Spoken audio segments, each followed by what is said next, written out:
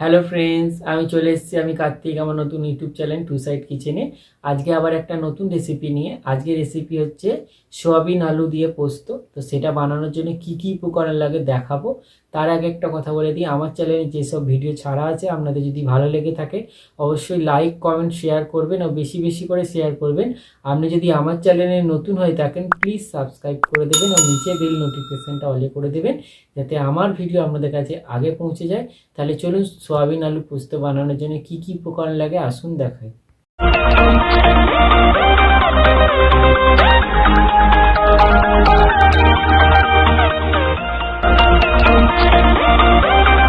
চলুন তাহলে সোয়াবিন আলু পোস্ত বানানোর জন্য কি কি উপকরণ লাগে দেখিয়ে দিই।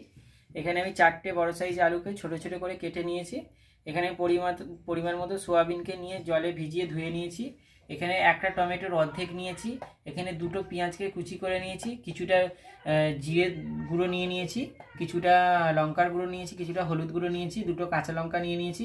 এখানে পরিমাণ মতো পোস্ত বেটে নিয়েছি, পরিমাণ মতো তেল নিয়েছি, পরিমাণ মতো নুন নিয়ে নিয়েছি। তাহলে চলুন রেসিপিটা শুরু করি।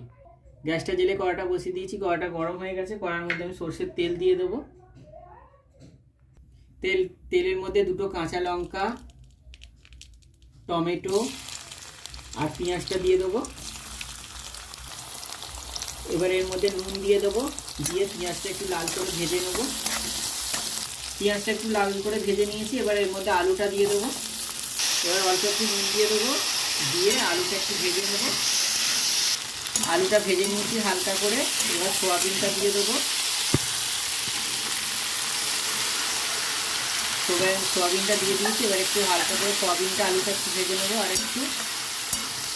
এবার আমি এর মধ্যে দিয়ে দেবো হলুদ গুঁড়ো, লঙ্কার গুঁড়ো, জিরে গুঁড়ো।